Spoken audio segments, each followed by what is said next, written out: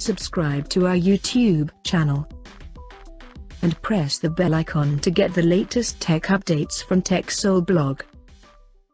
Oppo is bolstering its entry-level range with the introduction of the Oppo A1. It has a tall 5.7-inch IPS LCD display with 18:9 aspect ratio. The phone comes with a 4GB of RAM, 64GB of internal storage and a 3180 mAh battery. There is a 13MP camera on the back panel and 8MP selfie camera on the front.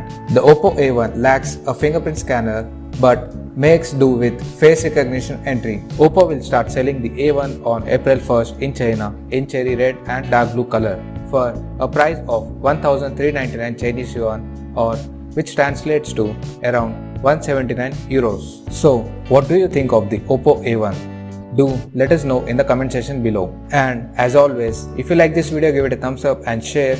And for more tech updates, subscribe to our channel TechSoul blog. Thank you and see you guys in the next one.